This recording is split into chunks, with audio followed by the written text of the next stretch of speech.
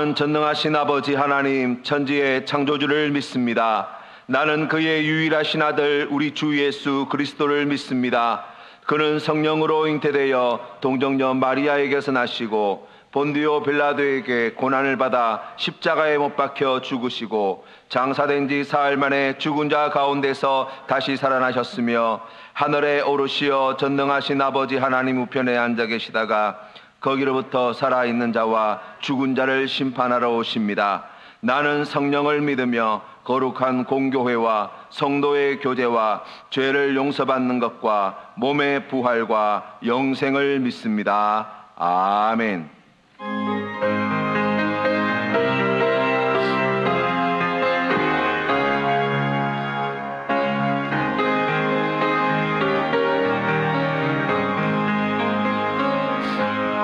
저 장미 꽃 위에 있을 아직 맺혀 있는 그대의 귀에 은은히 소리 들리니 주님 성품명하나 주님 나와 동행을 하면서 나를 친구 삼으셨네. 우리 서로 받은 그 기쁨은 알 사람이 없도다. 근정한 주의 음성 우는 새도 잠잠케 한다. 내게 들리던 주의 음성이 늘 위에 쟁쟁하다. 주님 나와 동행을 하면서 나를 친구 삼으셨네. 우리 서로 받은 그 기쁨은 알 사람이 없도다. 밤 깊도록 동산 안에 주와 함께 있으려 하나. 괴로운 세상에 할 일 많아서 날 가라며 하신다. 주님 나와 동행을 하면서 나를 친구 삼으셨네. 우리 서로 받은 그 기쁨은 알 사람이 없도다.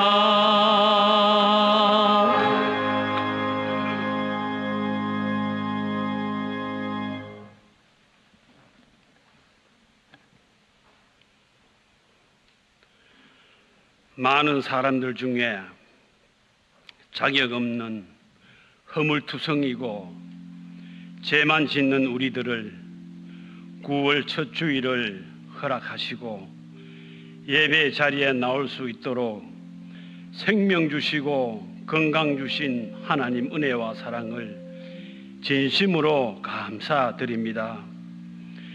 그렇게도 하나님의 말씀 듣고 하나님의 말씀을 대하면서도 전염병과 재난의 이 시대가 마지막 때임을 도무지 깨닫지 못하는 세상 열방에 세우신 교회와 지도자들, 감독자들, 하나님의 긍휼하심으로 나 자신부터 전능하신 하나님의 간섭하심이 있기를 간절히 빌고 원합니다. 빚으신 그릇대로 회복시켜 주시고 변화의 물결이 일어나 통회하는 심정으로 회개의 역사가 일어나는 한국교회와 주의 백성들이 되도록 하나님 도와주시옵소서. 예배가 회복되게 하여 주시옵소서. 교회가 교회되게 하여 주옵소서. 우리의 영혼과 간절과 골수를 찌르시는 하나님의 말씀 전하시는 목사님께 엘리야와 엘리사에게 내려주신 영감을 갑의 갑절로 내려주셔서 말씀 듣는 모든 이들이 이 시대를 깨달아 알아가는 분별과 지혜의 영을 충만히 받는 영혼이 잘 되는 귀한 시간이 되도록 우리의 마음에 문을 열어 주옵소서. 값없이 받은 것으로 찬양 드리시는 주의 종들의 특성을 홀로 받으시고 하나님의 영이 예배드리는 곳에 충만하게 하시옵소서. 인간의 생사복을 주관하시는 하나님, 은밀한 중에 우리의 기도를 들으시는 여호와 하나님을 인격적으로 만나는 가정 예배가 되고 영적 깨어있는 성도들이 되게 하여 주옵소서. 듣기 좋아하는 말, 듣기 좋아하는 소리 공동체가 아니라 먼저 그의 나라와 의를 구하라 하셨사오니 말씀대로 하나님 마음에 드는 기도를 드리는 우리 성도들이 되어 전염병과 재난의 시대를 하나님께서 주신 구루터기의 믿음으로 슬기롭게 지혜롭게 헤쳐나가는 모든 성도들이 되게 하여 주옵소서. 특별히 우리의 형편을 아시는 전능하신 하나님, 어떠한 곳에 어떠한 형편이 있든지 오직 하나님께 감사드리며 찬양 드리시는 성도들이 되도록 인도하시는 하루, 이 한 달이 되기를 기대하옵고 예수님 이름으로 간절히 기도드리옵나이다. 아멘. 오늘 우리에게 주신 하나님 말씀은 미가서 1장 1절에서 7절 말씀입니다. 구약 성경 1291면에 있습니다. 미가서 1장 1절에서 7절까지 말씀을 제가 받들을 text입니다. 유다의 왕들 요담과 아하스와 히스기야 시대에 모레셋 사람 미가에게 임한 여호와의 말씀 곧 사마리아와 예루살렘에 관한 묵시라. 백성들아 너희는 다 들을지어다. 땅과 거기에 있는 모든 것들아 자세히 들을지어다. 주 여호와께서 너희에게 대하여 증언하시되 곧 주께서 성전에서 그리하실 것이니라. 여호와께서 그의 처소에서 나오시고 강림하사 땅의 높은 곳을 밟으실 것이라. 그 아래에서 산들이 녹고 골짜기들이 갈라지기를 불 앞에 밀초 같고 비탈로 쏟아지는 물 같을 것이니 이는 다 야곱의 허물로 말미암음이요 이스라엘 족속의 죄로 말미암음이라. 야곱의 허물이 무엇이냐? 사마리아가 아니냐? 유다의 산당이 무엇이냐? 예루살렘이 아니냐? 이러므로 내가 사마리아를 들의 무더기 같게 하고 포도심을 동상 같게 하며 또 그 돌들을 골짜기에 쏟아내리고 그 기초를 드러내며 그 새긴 우상들은 다 부서지고 그 음행의 값은 다 불살라지며 내가 그 목상들을 다 깨뜨리리니 그가 기생의 값으로 모았은즉 그것이 기생의 값으로 돌아가리라. 아멘.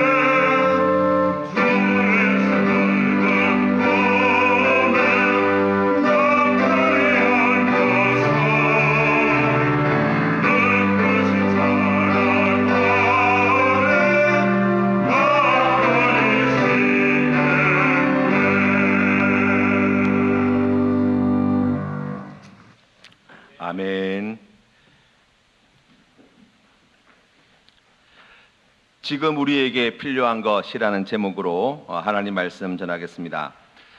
지금 이제 온라인상에서 우리 가정에서 또 여러 처소에서 함께 예배드리시는 성도님들의 계신 그곳에 삼위일체 우리 하나님께서 함께 하시고 성도님들의 그 예배를 기쁘게 받아 주실 줄로 믿습니다.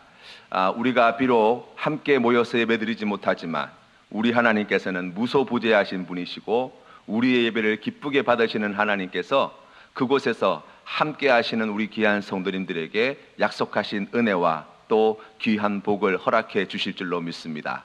이 귀한 믿음의 고백으로 우리가 마음을 다하여 주님 앞에 한 마음으로 나아가시는 우리 성도님들 되시기를 주님의 이름으로 축원합니다. 미가 선지자가 활동할 당시 이스라엘의 정황을 한 단어로 표현한다면 절망적인 상황이다라고 이야기할 수 있습니다.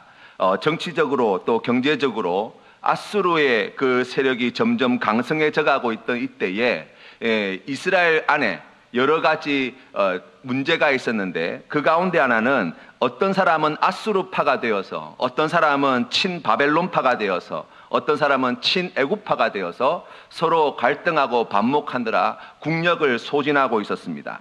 그 중간에 백성들은 이 어려움을 더욱더 가중시켰고 남유다 우시아 왕 때에 북이스라엘의 여로보암 2세가 다스리던 바로 그때 이 경제적으로 부강함을 누렸지만 이후에 이 북이스라엘은 가속된 쿠데타로 인하여서 국력이 급격하게 쇠락해지고 결국 아수르에게 나라가 망하게 되어지지요. 남유다의 형편도 다르지 않습니다.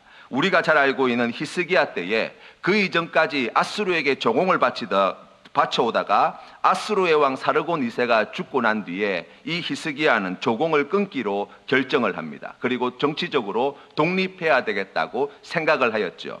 그런데 이 정책이 아수르의 침공을 불러일으켰고 예루살렘 도성을 제외한 이스라엘 남유다에 있는 모든 성읍들이 이 아수르 군대에 짓밟히게 되었습니다. 그로 말미암아 수많은 사람들이 죽임을 당하였고 국토 전체가 초토화가 되었어요. 하나님의 도움으로 겨우 살아남을 수 있게 된 것입니다.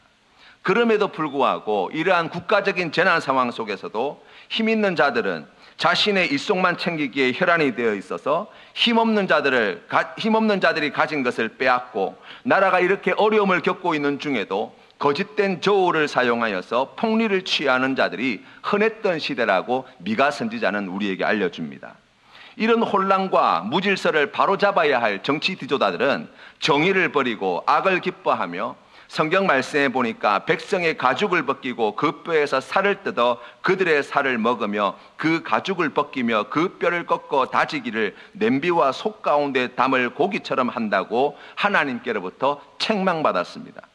뇌물을 위해서 재판을 굽게 하는 것이 다반사였고 힘없고 돈 없는 사람들이 착취당하고 차별당하는 것이 일반화되어진 그러한 사회였습니다. 신앙적으로 보면 이때 당시 열왕기서에서 보면 미가 선지자가 살던 시대에 백성들은 우상 숭배를 하는 것이 생활화되어 있던 시대였습니다. 심지어 왕들조차도 이 우상 숭배를 방관하거나 아니면 거기에 적극적으로 동참하였는데 히스기야 왕의 아버지였던 아하스 왕 때는 자기 아들을 불 가운데로 지나가게 하고 온 국토에 산당과 제단을 만들어서 분향하였고 또 북이스라엘 상황도 다르지 않았는데 바알과 아세라 목상을 세우고 금송아지로 만든 제단에서 하나님께 제사를 드리고 또 일월 성신을 섬기고 점치는 일과 요술 같은 것으로 하나님의 노를 격발하였고 이스라엘 곳곳에 세워져 있던 이 우상을 섬기는 제단이 있던 이 신전에서 성전 창기들이 있어서 이스라엘 백성들이 심각한 음행의 죄에 빠져 있던 때였습니다.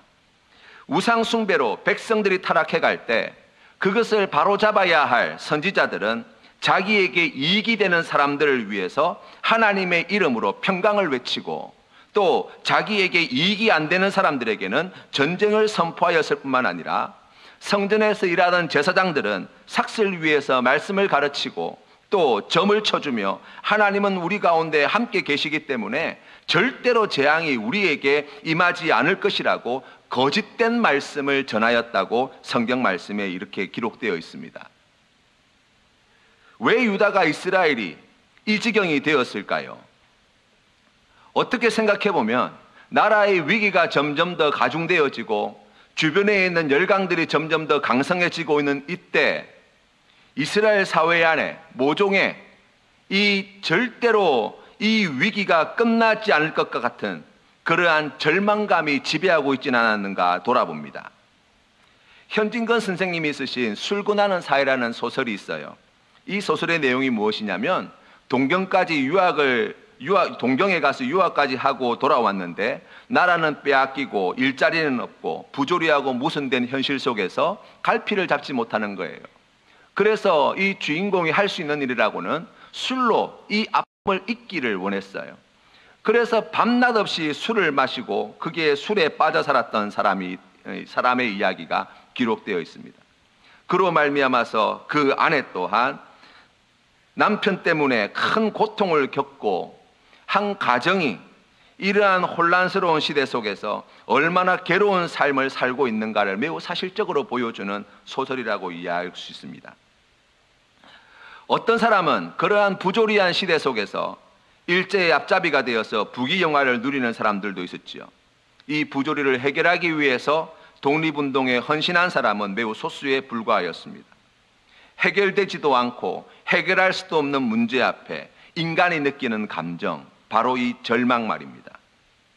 미가서의 말씀을 묵상하면서 미가 선지자 당시 남유다의 현실이 바로 오늘 지금 우리가 겪고 있는 세상과 너무나 닮아 있다는 생각이 들었어요.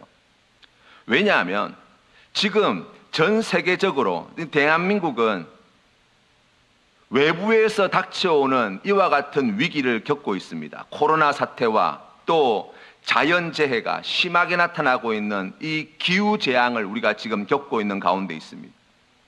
처음에는 별일이 아니라고 생각하였는데 이제는 돌이킬 수 없는 피해가 생겼고 이것을 멈추기에는 우리의 힘이 너무나 미약하다는 것을 절실히 경험하고 있습니다. 어느 뉴스에 보니까 10년 안에 이제 남극과 북극에 있던 얼음이 다 녹게 되면 우리가 살고 있는 해운대 이 지역도 상당 부분이 물에 잠긴다는 뉴스를 보게 되었습니다.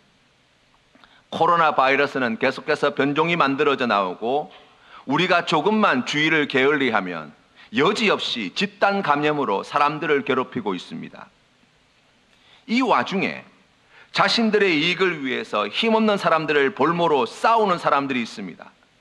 정치 지도자들도 정의를 세우고 국민을 위한 정치는 사라지고 한쪽은 정권을 지키는데 또 한쪽은 정권을 무너뜨리는데 혈안이 되어 있습니다. 일부 교회 지도자들조차 하나님의 말씀으로 세상을 분별하지 못하고 교회가 세상의 지탄거리가 되고 있든지 말든지 성도가 교회를 떠나든지 말든지 자신의 생각과 같으면 어떠한 죄인이라도 내 형제라고 불러주고 자신의 생각과 같지 않으면 아무리 옳은 소리를 해도 그냥 적으로 돌려버리는 우를 범하고 있습니다. 이 와중에 경제적인 불평등은 더욱더 고조되어져서 열심히 일하고 있는 근로자는 꼬박꼬박 나라에서 요구하는 세금을 바치며 살고 있는데 가만히 앉아서 수십억의 재산을 벌어들이는 사람은 쥐꼬리만한 세금을 내면서도 그것을 억울해하는 시대 가운데 우리가 살고 있습니다. 세상이 원래 그런 것이다 라고 이야기하는 것은 하나님의 능력과 하나님의 말씀의 권능을 믿지 못하는 불신의 말이에요. 어쩔 수 없다 라고 이야기하는 것은 마귀에게 항복을 선언하는 것과 다름이 없습니다. 미가서는 그러한 절망스러운 시대 가운데 있는 우리에게 지금 우리가 무엇을 해야 하고 지금 우리에게 필요한 것이 무엇인가를 말씀해 주는 책이라고 할 수 있습니다. 절망스러운 시대 속에 살아가는 우리에게 지금 필요한 것은 첫 번째로 애통해야 하는 마음이에요. 미가서 1장 8절 말씀에 이러므로 내가 애통하며 애곡하고 벌거벗은 몸으로 행하며 들개같이 애곡하고 타조같이 애통하니 이는 그 상처는 고칠 수 없고 그것이 유다까지도 이르렀고 내 백성의 성문 곧 예루살렘에도 미쳤음이라. 아멘. 고속도로에서 음주운전하다 가드레일을 들여박는 사고가 크게 났다는 뉴스를 접하면 보통 사람들은 들으면 음주운전 하다가 잘 되었다고 생각을 합니다. 하지만 그 음주운전자의 부모님은 피눈물을 흘리는 것이죠. 애통함이라고 하는 것은 바로 이와 같은 마음이에요. 예수님은 당시 예수님을 죽이려고 하였던 불의한 종교 지도자들을 보시며 애통해 하셨습니다. 마태복음 23장 37절 말씀에 예루살렘아 예루살렘아 선지자들을 죽이고 내게 파송된 자들을 돌로 치는 자여, 암탉이 그 새끼를 날개 아래에 모음같이 내가 내 자녀를 모으려 한 일이 몇 번이더냐. 그러나 너희가 원하지 아니하였도다 라고 탄식하셨습니다. 절망이 가득한 세상 속에 하나님은 이 세상을 사랑하셔서 그 독생자를 내어주셨다고 요한복음 3장 16절 말씀은 가르쳐 주십니다. 하나님이 사랑한 세상은 어떤 세상입니까? 주님의 말씀에 순종하여서 하나님께서 기뻐하시는 그러한 아름다운 세상이어서 독생자를 내어준 것이 아니지요. 죄악이 넘쳐나는 세상, 독생자이신 예수 그리스도를 십자가에 못 박아 죽이지 않고서는 구원할 길이 없는 세상이었습니다. 그러나 하나님께서는 무엇을 말씀합니까? 그런 세상을 사랑하셨다는 거예요. 우리 하나님이 그 죄악으로 망해가는 세상을 사랑하시는 그 마음을 한 단어로 표현한다면 바로 애통함이에요. 예레미야서 4장 8절 말씀에 이로 말미암아 너희는 굵은 배를 두르고 애곡하라. 이는 여호와의 맹렬한 노가 아직 너희에게 돌이키지 아니하였음이라 말씀하십니다. 지금은 싸워야 할 때가 아닙니다. 지금은 누군가에게 분노를 쏟아넣어야 할 때가 아닙니다. 지금은 주님의 몸된 교회와 하나님의 백성들이 이 절망스러운 시대를 보며 애통해야 할 때입니다. 구체적으로 죄의 길에서 돌이키지 않는 형제에 대하여 애통해야 합니다. 오늘 우리가 함께 살펴본 미가서 말씀에서는 잔혹한 힘 있는 자들과 부패한 정치 지도자들과 종교 지도자들의 타락에 대하여 하나님께서는 신랄하게 비판하셨습니다. 그들의 죄에 대하여 애통하는 선지자의 마음을 우리가 읽을 수 있어야 합니다. 미가서 7장 4절 말씀에 보니까 그들의 가장 선한 자라도 가시 같고 가장 정직한 자라도 찔레 울타리보다 더하도다.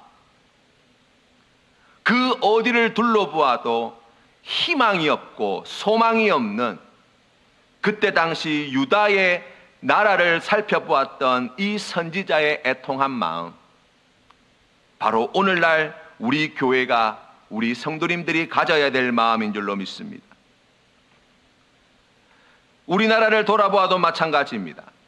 자기의 이익만 생각하는 힘 있는 자들과 자신의 권력만을 지키려는 정치 지도자들과 자신의 유익을 위해 하나님을 망령되게 덜먹이는 거짓 목사들을 애통해하는 마음으로 바라보고 기도해야 할 때입니다.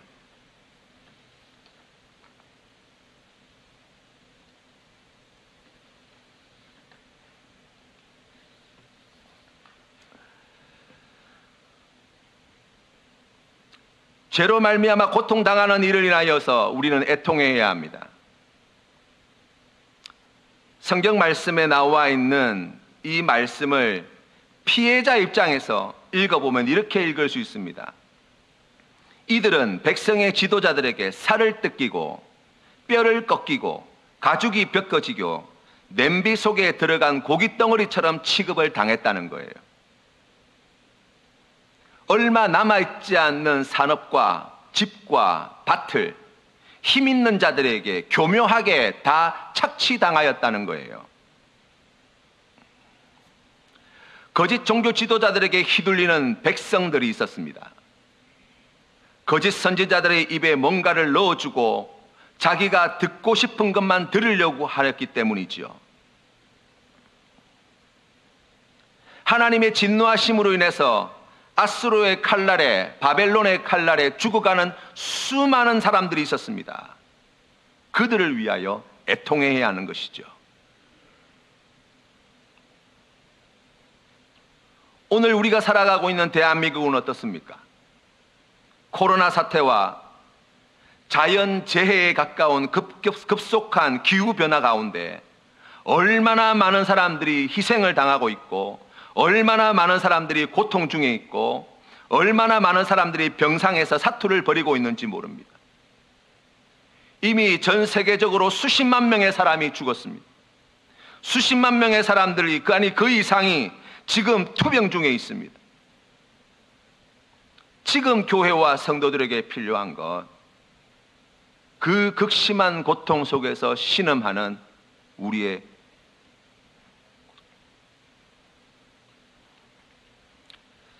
이웃들을 위해서 애통해야 합니다. 요엘서 2장 12절 말씀에, 여호와의 말씀에 너희는 이제라도 금식하고 울며 애통하고 마음을 다하여 내게로 돌아오라 하셨나니 너희는 옷을 찢지 말고 마음을 찢고 너희 하나님 여호와께로 돌아올지어다. 그는 은혜로우시며 자비로우시며 노하기를 더디하시며 이내가 크시사 뜻을 돌이켜 재앙을 내리지 아니하시나니.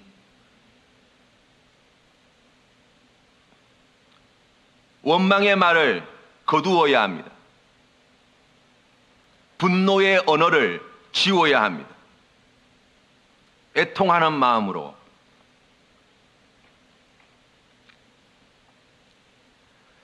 죄로 말미암아 죽어가고 있는 자들을 위하여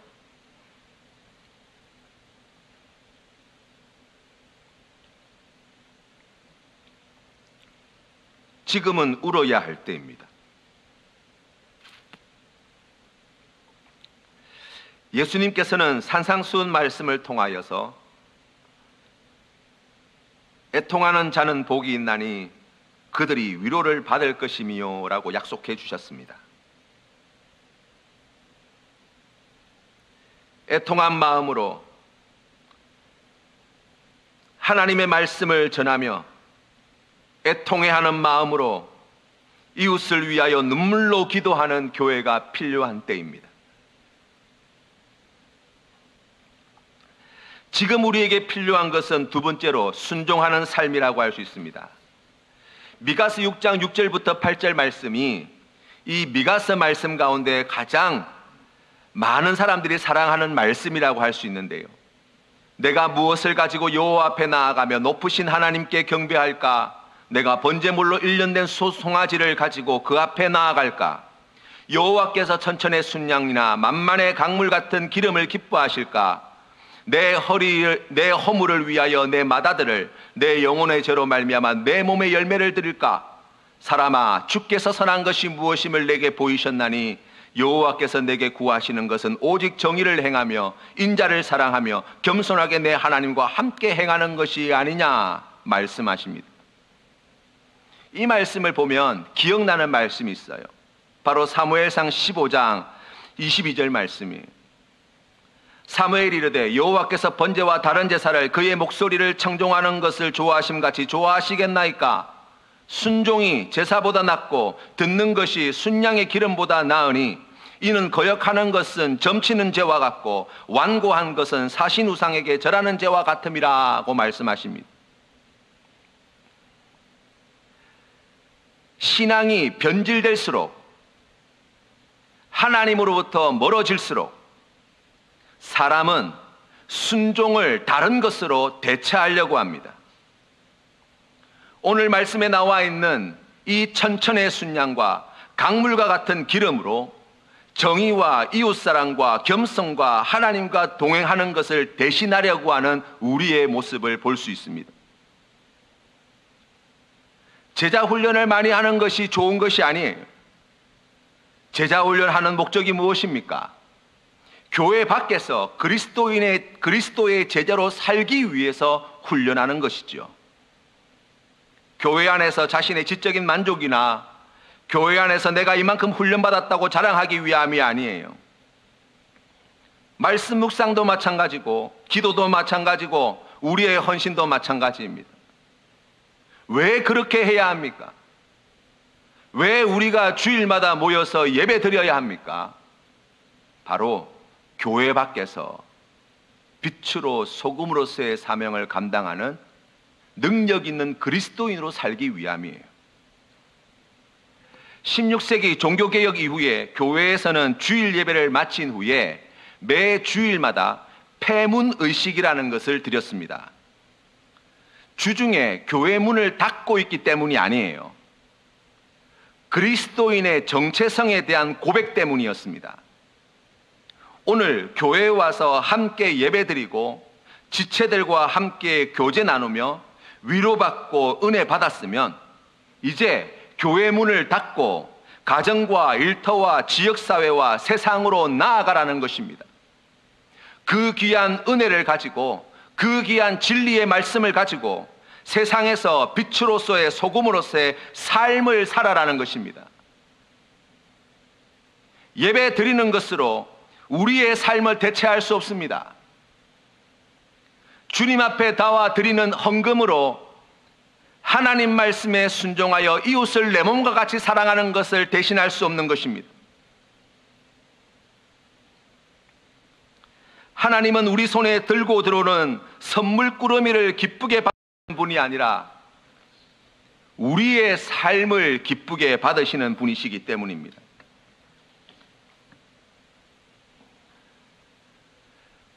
구체적으로 하나님은 정의를 행하는 자를 찾으십니다. 정의의 문제는 목표의 문제가 아니에요. 기준의 문제입니다. 무엇을 기준으로 삼고 있느냐는 문제예요. 불의한 권력을 가진 자들도 정의를 주장합니다. 쿠데타를 일으키고 난 다음에 제일 먼저 이루었던 그 일갈이 정의사회 구현이었어요.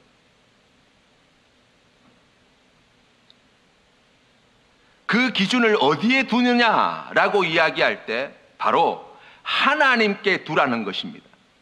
하나님의 말씀에 두어야 한다는 것입니다. 하나님에게 정의가 있기 때문이에요.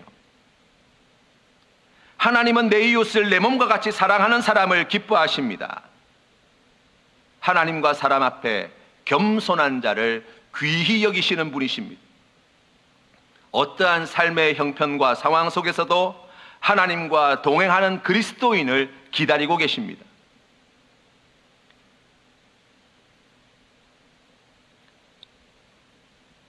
이와 같은 것을 교회 아니건 바뀌건 가리지 않고 순종하는 삶을 살아가는 자가 필요한 때입니다.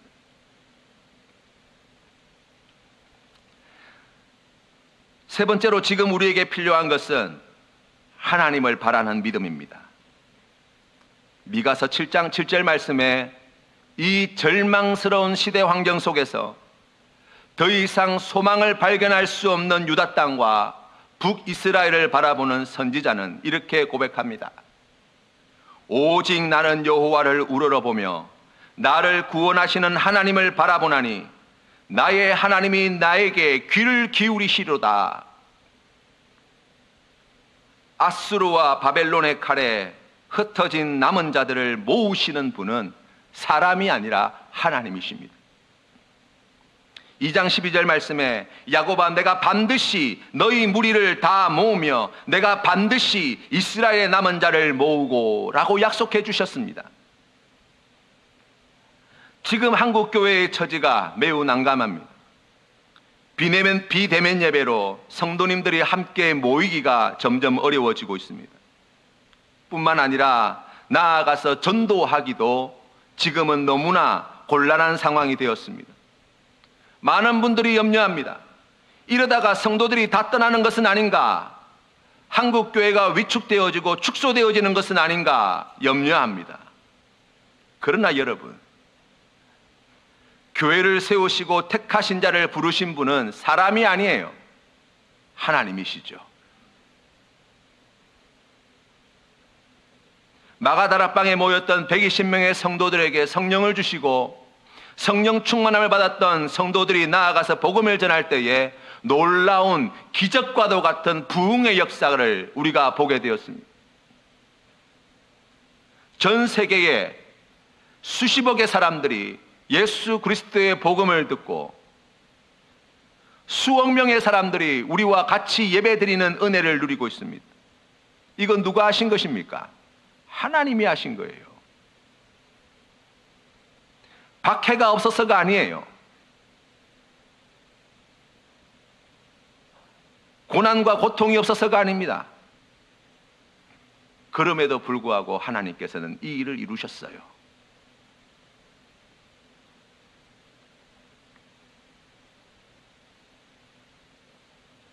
흩어질까 염려할 때가 아니에요.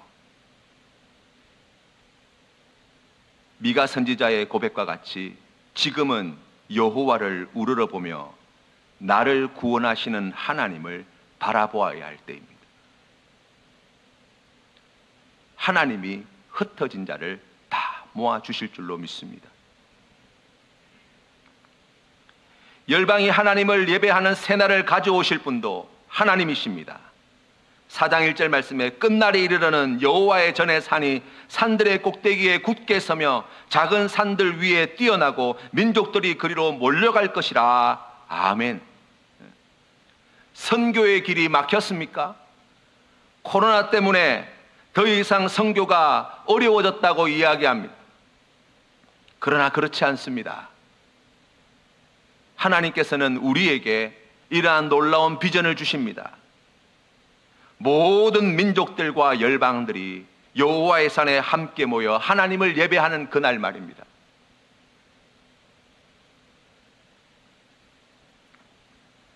하나님은 이 일을 이루시기 위해서 독생자이신 예수 그리스도를 2000년 전에 이 땅에 보내신 거예요. 베들레헴 에브라다야, 너는 유다 족속 중에서 작을지라도 이스라엘을 다스릴 자가 내게서 내게로 나올 것이라. 그 근본은 상고의 영혼에 있느니라. 아멘. 죄악이 난무하는 세상에 하나님의 평강을 가져다 줄 우리의 구원자 예수 그리스도께서 이미 2000년 전에 이 땅에 오셨습니다. 우리를 위하여서 십자가에 달려 죽으시고 3일 만에 부활하셨습니다. 사망 권세를 이기시고 승천하셨습니다. 다시 이 땅에 재림주로 심판주로 이 세상에 심판하실 왕으로 재림하실 것입니다. 그렇기 때문에 지금 우리에게 필요한 것은 선교가 막혔음을 걱정할 것이 아니라 이 놀라운 일을 이루실 하나님을 우러러보고 바라보는 믿음 하나밖에 없는 거예요. 주님을 바라보는 자에게 베풀어 주시는 특별하신 은혜가 말씀에 기록되어 있습니다. 나는 엎드러질지라도 일어날 것이며 어두움 가운데 앉을지라도 여호와께서 빛이 되어 주신다. 미가 선지자의 고백입니다. 엎드러진 대한민국을, 엎어진 이 세계를, 엎어진 한국교회를, 엎어진 사랑하는 성도님들의 삶을 다시 일으켜 세워주시는 분, 한 치 앞도 내다보지 못할 암담한 현실 가운데 어찌할 바를 알지 못하고 있는 우리에게 빛이 되어주시는 분, 바로 하나님이시며 그 하나님을 바라보는 자에게 이와 같은 은혜를 주시겠다고 약속합니다. 내가 범죄하여 진노를 당하나 주께서 나를 위하여 변호하시고 심판하신다고 약속해 주십니다. 나를 인도하시고 광명에 이르게 하시어 하나님의 공의를 보게 하시겠다고 약속해 주십니다.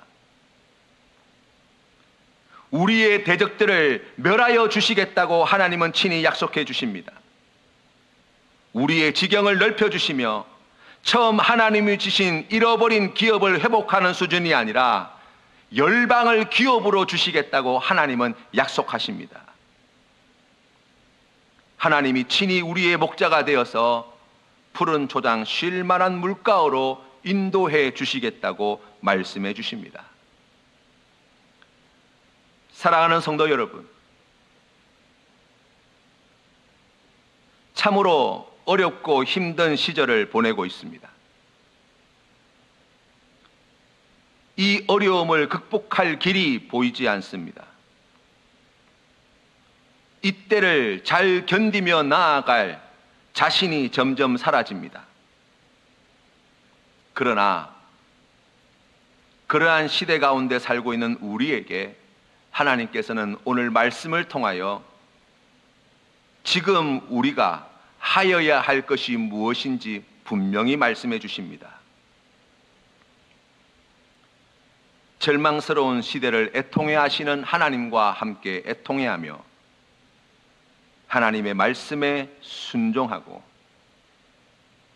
어떠한 상황과 위기 속에서도 우리를 구원하시고 회복시켜 주실 하나님만을 바라보기를 간절히 바라시는, 그리하여서 하나님께서 행하신 놀라운 구원의 증인이 되기를, 땅끝까지 이르러 이 귀한 진리의 복음을 전하는 교회와 성도가 되기를 간절히 바라시는 하나님의 이 부르심에 순종함으로 나아가시는 우리 귀한 성도님들과 우리 센텀 장로교회가 되어야 할 줄로 믿습니다. 함께 기도드리겠습니다. 거룩하신 하나님 아버지, 은혜를 감사합니다. 참으로 절망스러운 시대 가운데 살고 있는 우리가 세상에 넘쳐나는 죄악과 혼란과 감당할 수 없는 고난과 고통 가운데 길을 잃어 헤매이고 있었습니다. 주님, 우리를 불쌍히 여겨주시사 오늘 귀한 말씀을 통하여 지금 우리에게 필요한 것이 무엇인지 가르쳐 주시니 감사합니다. 죄악으로 쓰러져가는 세상을 보며 애통해하는 성도 되게 하시고 교회 되게 하여 주시옵소서. 그 가운데 고통당하고 있는 많은 사람들을 위하여 애통해하고 애곡하는 교회 되게 하시고 성도 되게 하여 주시옵소서. 하나님 아버지, 그리하여서 애통하는 마음으로 기도하게 하시고 애통해하는 마음으로 하나님의 이 귀한 구원의 복음을 전하는 데 힘쓰는 우리 귀한 성도님들 교회 될 수 있도록 주님 도와주시옵소서. 하나님 아버지, 점점 더 암담해져가는 이 역사의 현실 속에서 주님의 몸된 교회와 예수 그리스도를 주로 고백하는 성도님들이 더욱 주님의 말씀에 힘써 순종하기를 애쓰는 귀한 믿음의 결단이 있게 하여 주시옵소서.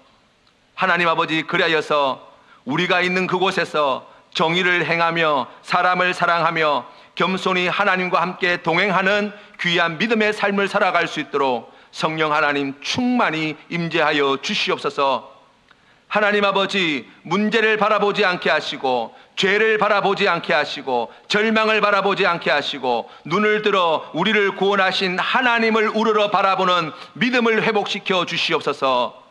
하나님 아버지, 그리하여 이 귀한 믿음의 고백으로 다시 일어서는 한국교회가 되게 하시고 다시 일어서는 성도 되게 하여 주시어서 하나님의 구원하심을 보게 하여 주시옵소서. 하나님의 영광을 보게 하여 주시옵소서.